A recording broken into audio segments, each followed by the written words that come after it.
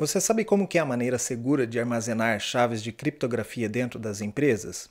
E as empresas que utilizam muita criptografia, como que eles fazem para ter um hardware específico para lidar com esse grande processamento? E quando você tem uma implementação na nuvem, como uma cloud em AWS, Azure, como que você faz para usar a parte de criptografia nesses ambientes?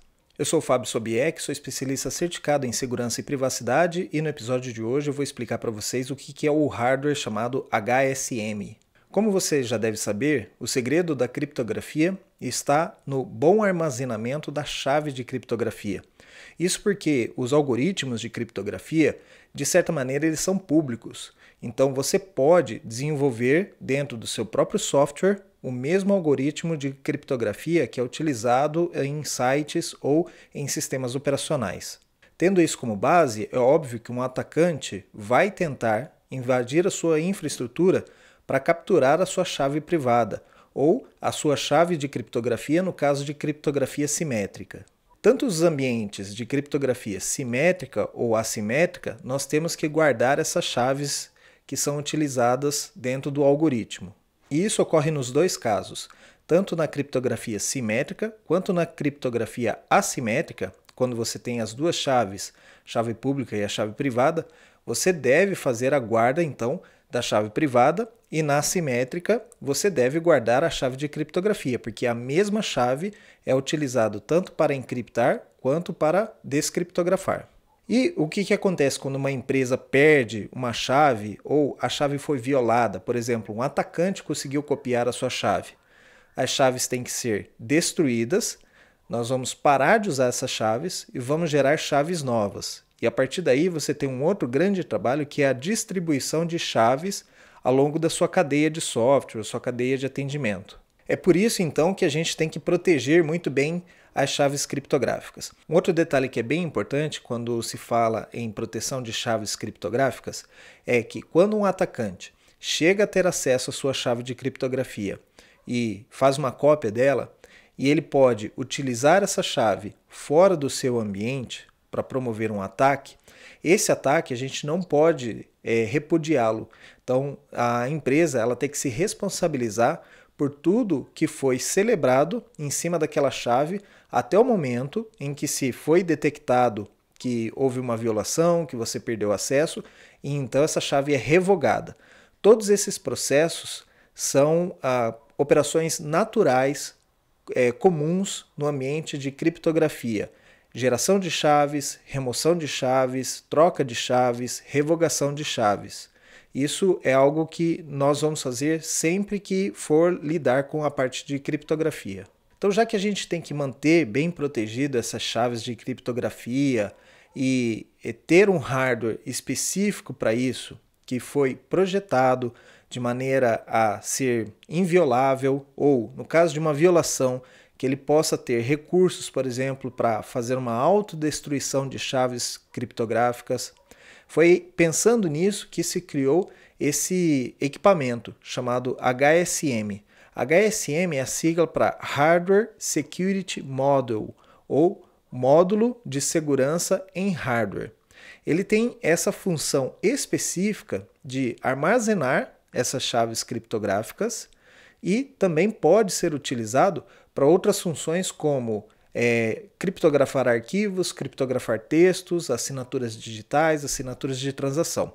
É como se fosse um computador ou um roteador, um appliance que você coloca no seu data center, você coloca lá dentro do rack, né? E esse hardware ele é conectado à sua rede e você, através de comandos ou aplicações, você vai fazer acesso a esse hardware e solicitar que ele faça uma geração de chaves de criptografia, ou você pode mandar uma chave para que ele armazene dentro do hardware.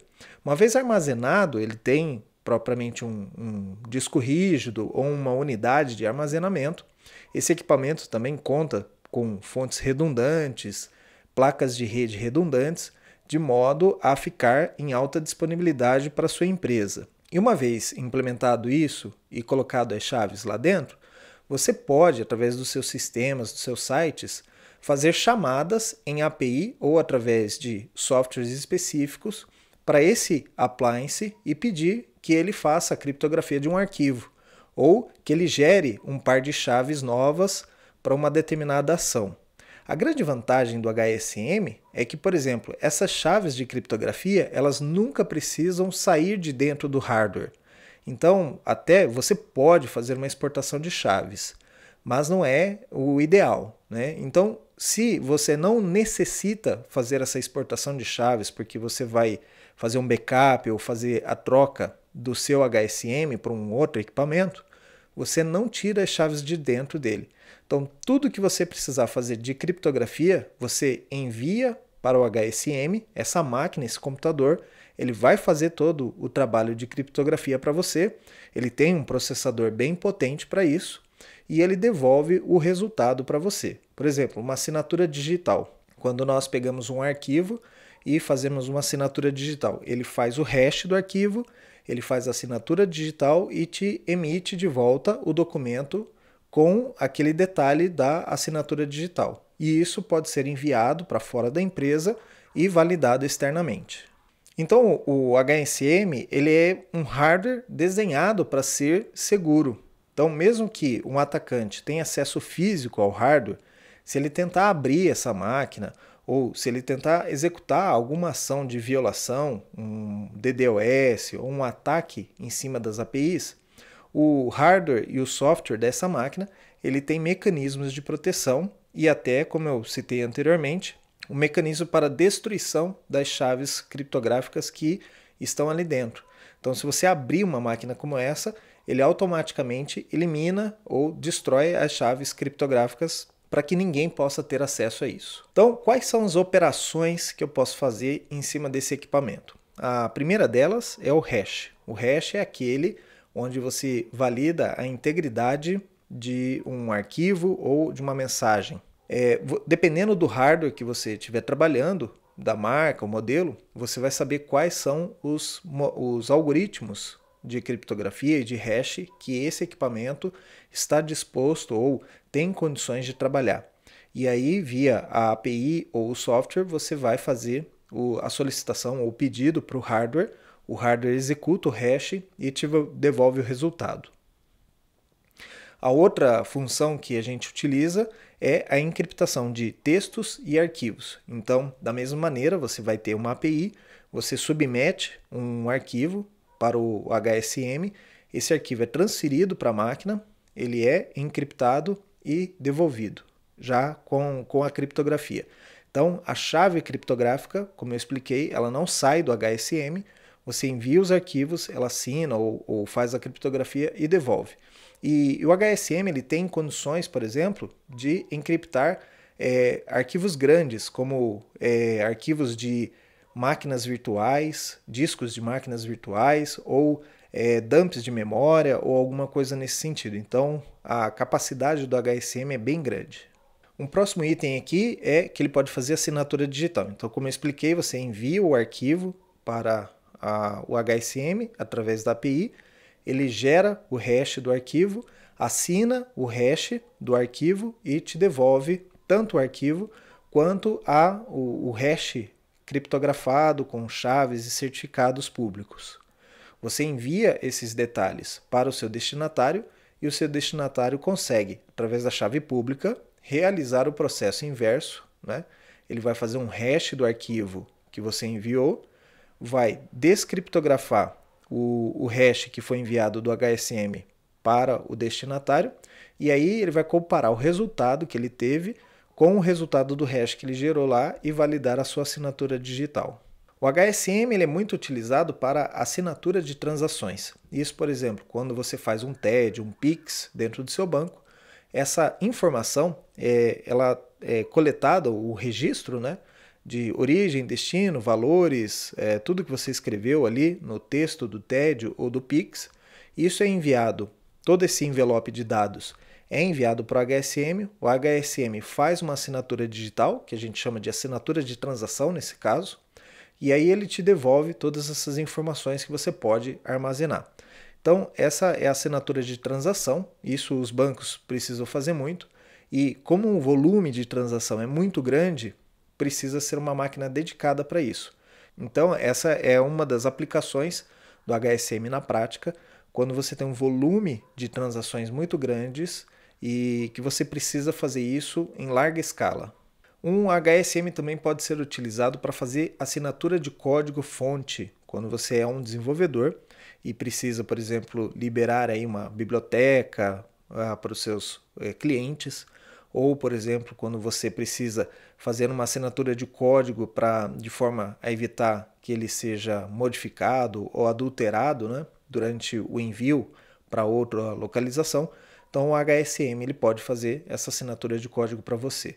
Essa questão da biblioteca assinada é muito comum quando você gera uma biblioteca que vai ser utilizada aí publicamente na internet.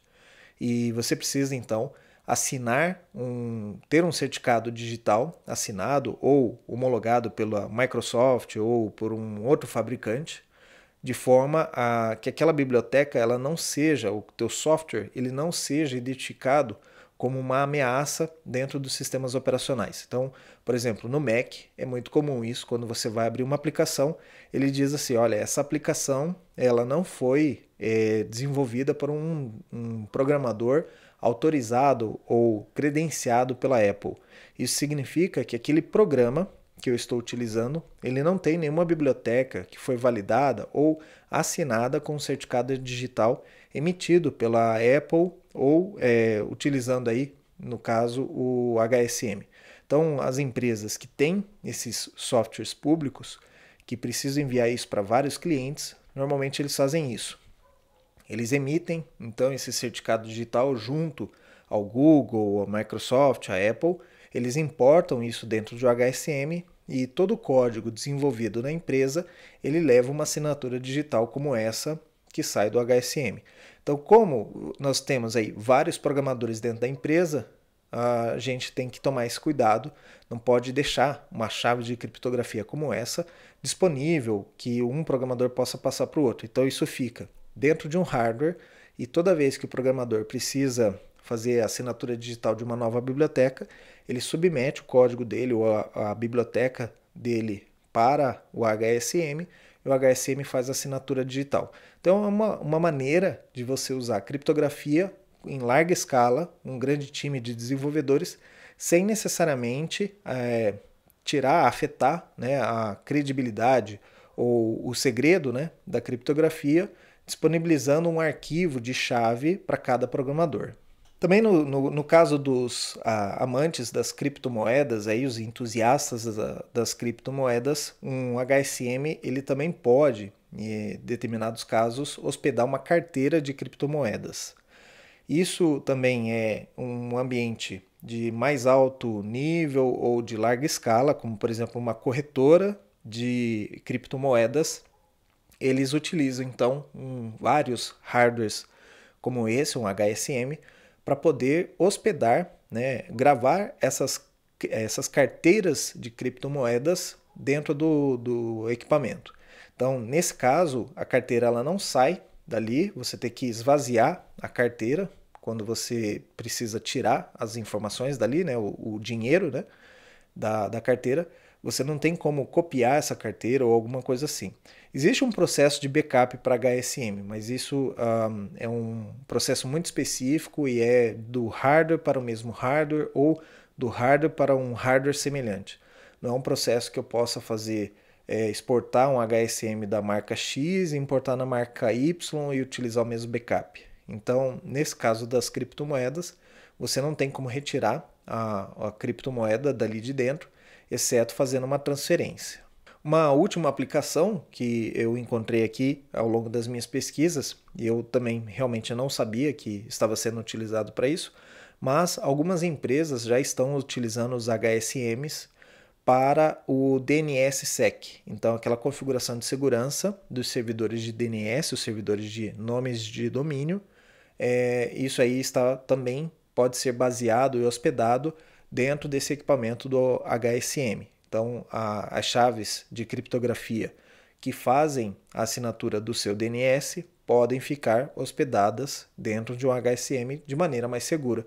Então, evitando que outra pessoa possa subir um servidor de DNS em nome da sua empresa, utilizando o seu certificado digital. Então, por que o HSM ele é um hardware tão famoso e aí na área de segurança, né, todo mundo fala do HSM ou já viu, já cuidou de uma implementação de HSM, isso é bem comum. Bom, ele é um equipamento que ele foi totalmente projetado para ser seguro, né? Então, ele é se você olhar para ele, posso colocar aqui uma imagem de alguns HSMs. Ele é um rack, um servidor para você colocar no rack, então ele pode ter aquela unidade 1U ou 2Us, mas se você olhar para ele, ele parece ser uma máquina, um servidor. E aí você coloca no rack, ele normalmente ele tem fontes redundantes, fontes de alimentação redundantes, para caso uma fonte falhar, a outra continua. Obviamente você tem que alimentar essas fontes através de um sistema com no-break ou com geradores, senão não tem razão, né, para você ter fontes redundantes. Dentro desse equipamento, nós também temos discos redundantes, e aí eu falei alguns episódios atrás sobre segurança de arquivos e comentei sobre o arranjo de discos, né, o RAID. Então, provavelmente uma máquina como essa também utiliza ou discos espelhados ou um RAID nível 3, nível 5, para poder garantir a segurança dos dados que ali são armazenados. Então, caso venha acontecer uma falha de um disco rígido, você não abre o equipamento para fazer essa troca de disco rígido, você vai chamar o fabricante ou vai substituir inteiramente sua máquina, ou ele tem métodos para abrir essa máquina de forma a fazer essa substituição, né? Porque, como eu expliquei, ele tem um problema, uma detecção de violação. Quando você abre essa máquina sem autorização, o que ocorre é que ele detecta que a máquina foi aberta e ele tenta destruir as chaves. Então, para evitar a destruição de chaves, você vai chamar o fabricante do seu equipamento e vai fazer a substituição. Então, ele tem uma série de alertas, ele tem interface de monitoramento para poder fazer isso. E quando o fabricante vem para fazer a manutenção do seu HSM, né, ele tem métodos de fazer um backup seguro, né, como se fosse uma imagem ou alguma coisa assim do seu HSM. O backup de um HSM ele funciona normalmente de máquina para máquina, então você vai tirar um backup de uma marca, um modelo específico, você vai levar para o mesmo modelo. Existem alguns casos onde você pode também fazer um upgrade, certo? Então você tira algumas informações e leva para o seu novo HSM. Mas de maneira geral ele tem esse backup seguro. Então não é um backup comum, como a gente sabe, ele está totalmente protegido por chaves de criptografia e tudo mais. Provavelmente chaves que somente o fornecedor do equipamento tem acesso, né? Então ele faz esse dump do seu HSM atual para o novo HSM também de maneira segura. Bom, e como que se apresentam, né, esses equipamentos? O mais comum que você vai encontrar nas empresas é ele no formato de appliance, que é como eu expliquei. Ele é um servidor que vai no rack, você liga lá os cabos de rede e de alimentação, ele liga, né, e você pode, através da rede, fazer acesso. Ele não tem normalmente outros tipos de conectores, USB, essas coisas, justamente para evitar uma violação do hardware. Então, lembre-se que ele é um hardware seguro, então ele tem poucos métodos de conectividade ali. Mas também existem HSMs que são em formatos de placas que você coloca dentro de um servidor, uma placa PCI. Nesse caso da placa PCI, obviamente ele vai contar com a alimentação do servidor. Então você tem que instalar essa placa em um servidor que tenha fontes redundantes, que tenha placas de rede redundantes e tudo mais. Caso contrário, o seu HSM em placa PCI ele vai ter problemas de disponibilidade.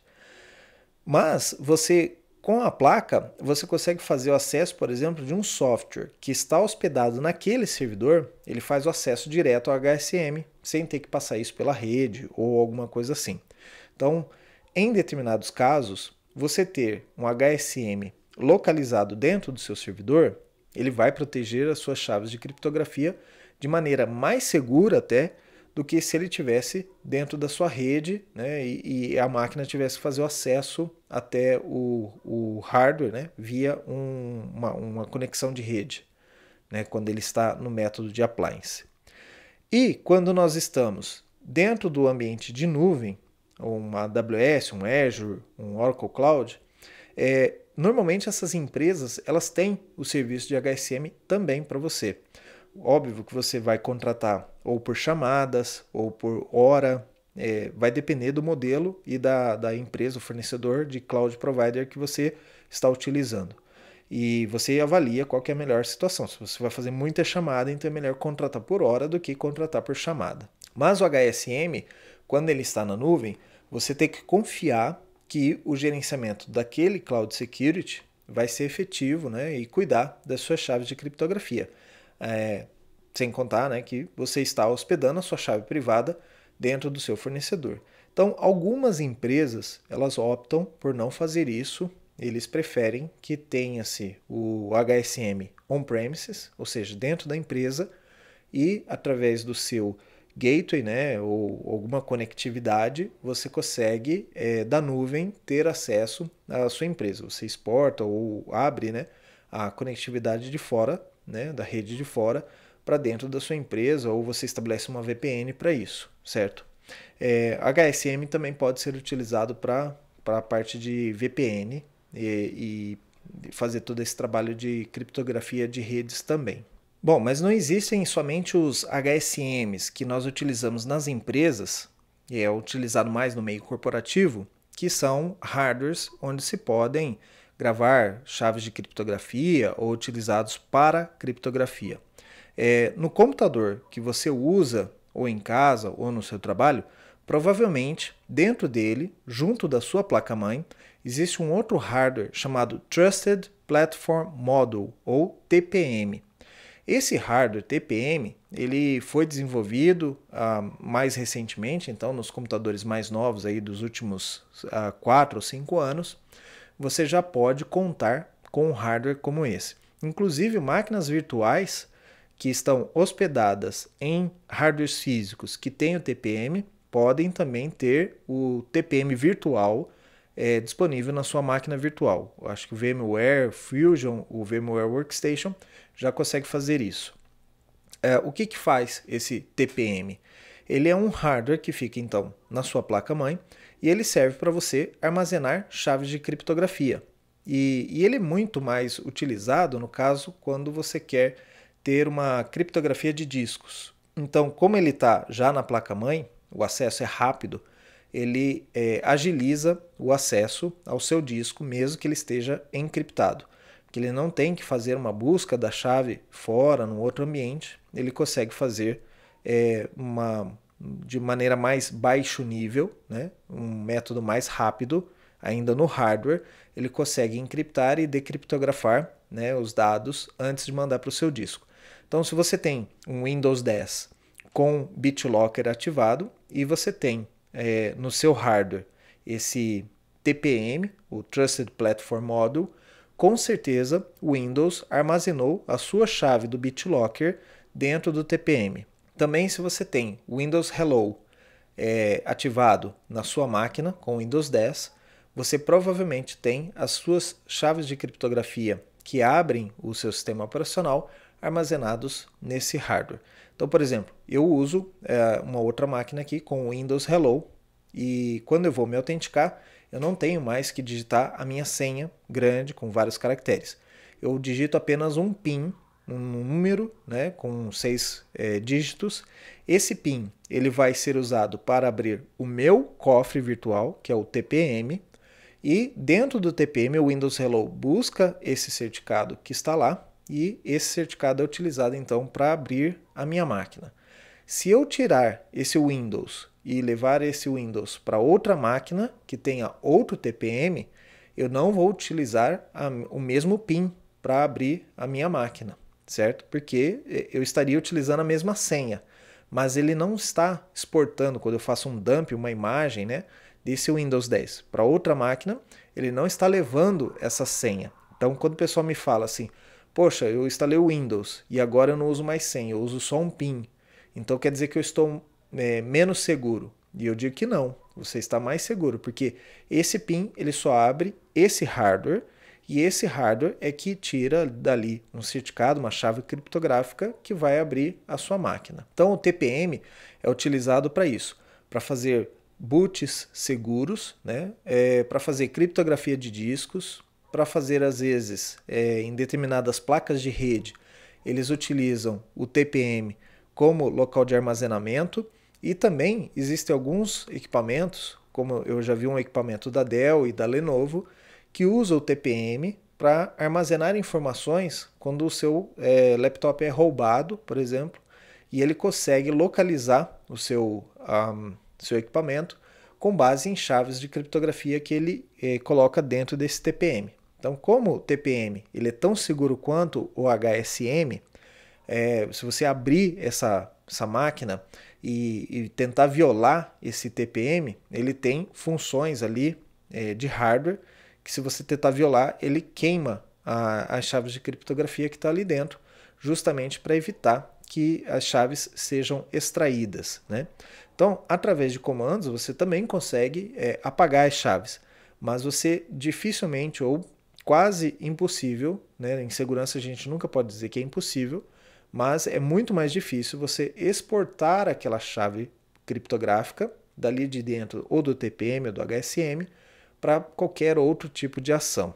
Um outro equipamento que também pode hospedar chaves de criptografia e, em alguns casos, algoritmos de criptografia específicos, né? E provavelmente você tem aí na sua carteira o cartão de crédito com o chip, né? Então, esse cartão com o chip ele é um hardware criptográfico.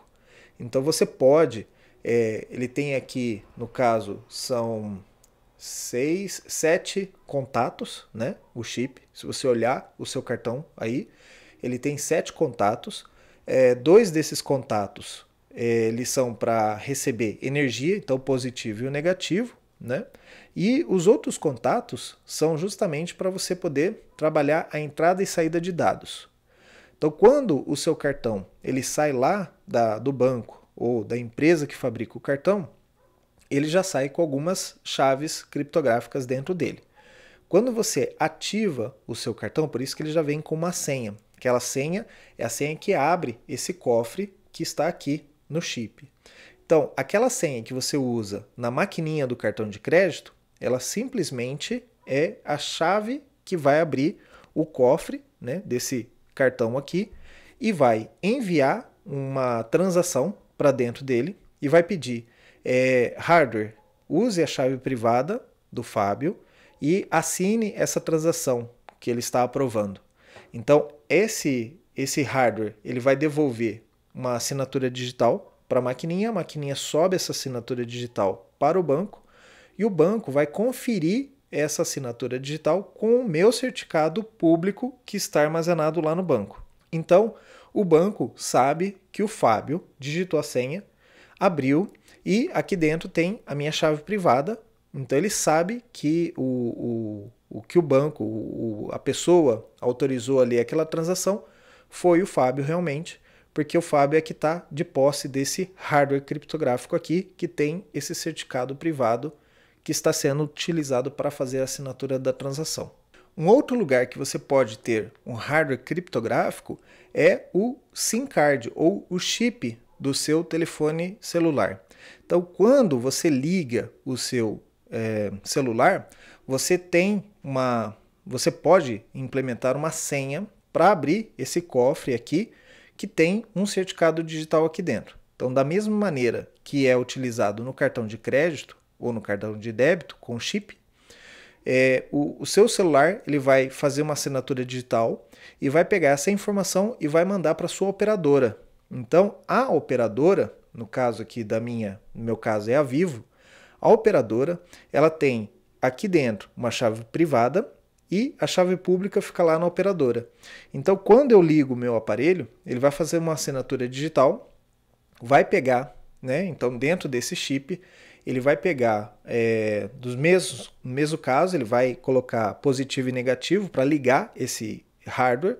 ele vai enviar através da parte de dados, né, uma entrada e saída, ele vai enviar um código ou uma variável lá para ele fazer a criptografia ou a assinatura digital, e ele manda esse resultado que esse hardware aqui me deu de volta lá para a operadora, e lá na operadora eu faço a minha autenticação. Então, o SIM card, ele é também um cofre onde tem uma chave criptográfica, e você utiliza o PIN do seu SIM card como método para abrir o cofre. Então, o que a gente fala para você evitar que alguém tenha acesso ao teu celular, faça a extração do seu SIM card, coloque isso num outro aparelho e possa usar o seu telefone. Todo o SIM card ele pode ser protegido com uma senha. E toda vez que você liga o seu aparelho, ele vai te pedir essa senha. Só que você não pode esquecer, porque uma vez que você esqueceu essa senha, não tem como recuperar. Até tem como recuperar, é o chamado PIN e PUC. Você já deve se lembrar disso. Quando você compra um chip na operadora, ele vem com um cartãozinho com uma senha de PIN, uma senha de PUC. Então, se você se recordar ou não tiver isso guardado, você pode comprar um chip novo, fazer a troca do seu chip, né? E aí você configurar essa senha. Então, eu tenho isso no meu aparelho. Toda vez que eu ligo, ele me pede a senha do cartão SIM, certo? Não é a senha do aparelho, é a senha do cartão SIM. E isso evita, no caso do meu celular ter sido roubado, que alguma pessoa pegue o meu SIM card, coloque em outro aparelho e desbloqueie, comece a receber os SMS que são endereçados para mim, que um banco manda ou outras empresas mandam SMS. Então eu consigo bloquear que esse SIM card ele seja utilizado em outro. Então, como ele é um hardware criptográfico, eu posso fazer essa proteção. Ele é um cofre, né? Então, todo esse hardware criptográfico ele é um cofre que armazena as minhas chaves de criptografia. E eu posso utilizar isso. O SIM card e o cartão de crédito, né? Como eles são um hardware bem menor, mais específico, e que você, por exemplo, não consegue trabalhar muita informação dele, o processamento dele tem como se fosse um processador dentro dele, você tem uma redução do número de chaves ou uma redução de memória, né? Ele tem uma certa memória, se você consultar, às vezes o SIM card ele vai estar lá 128K, isso é a quantidade de memória.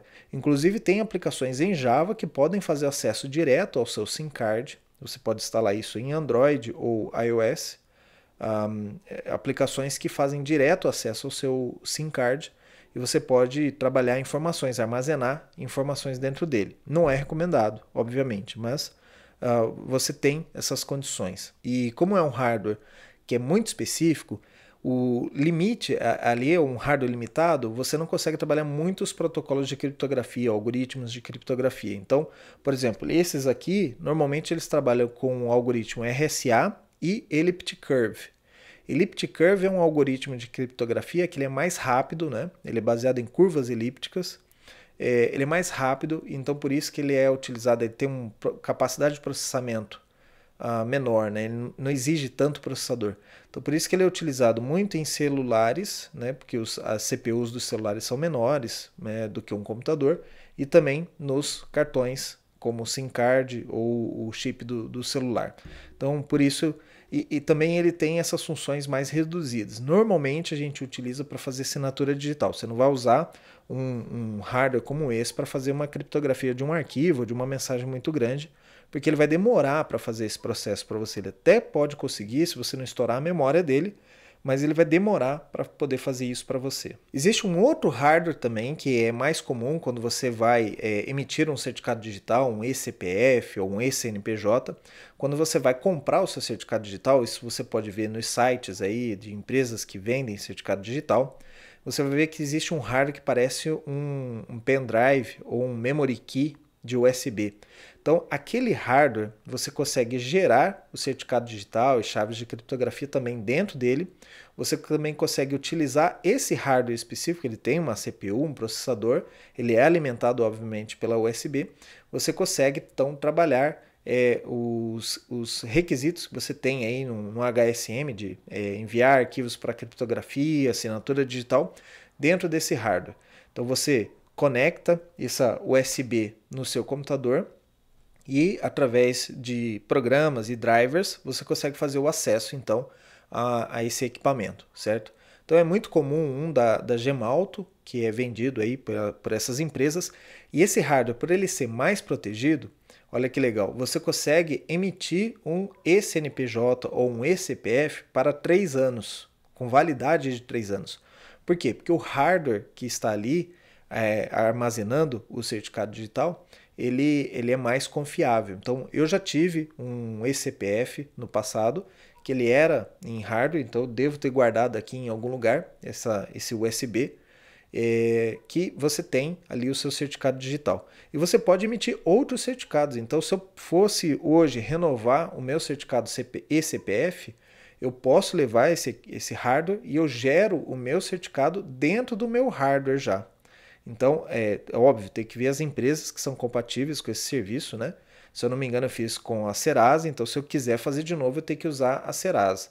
Se eu quiser trocar de fornecedor de certificado digital, aí já não vai funcionar isso, porque cada servidor, cada empresa que vende certificado digital trabalha com uma linha de produtos, né? Então, não é a linha de produtos de todos os fornecedores de certificado digital. Mas você pode renovar ou criar um novo certificado digital no mesmo hardware. Ele tem uma limitação de espaço ali, mas você pode ir utilizando. E lembrando, você não deve apagar os certificados antigos, porque, por exemplo, se eu encriptei um arquivo meu há 3 anos atrás, quando meu certificado estava válido, eu encriptei algum arquivo meu utilizando aquele certificado digital, por mais que ele esteja fora do prazo de validade, eu não consigo criar novas assinaturas digitais ou novos arquivos com ele. Mas eu consigo abrir os arquivos que foram assinados com o certificado público. Então, com a minha chave pública, eu tenho ali a minha chave privada para o resto da minha vida.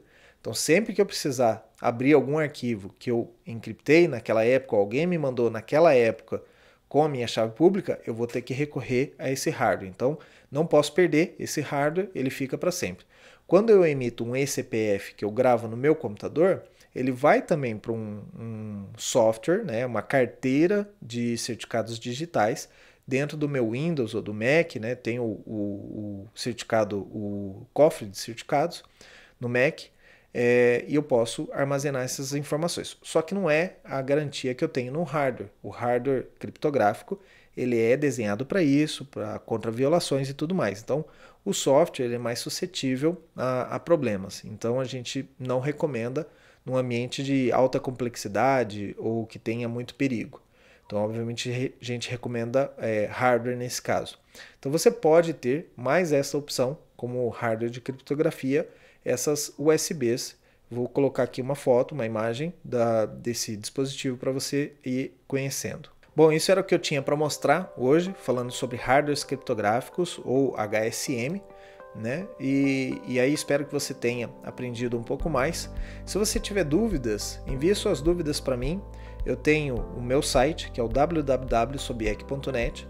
Eu tenho a página no Facebook, que é o Fábio Sobieck, aprendendo sobre cibersegurança.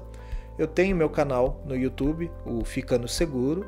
E você também tem acesso ao conteúdo através de podcasts. E aí em várias plataformas, tanto como Spotify, Deezer e outras, você pode ter acesso ao meu podcast, que é o episódio aqui em formato de áudio.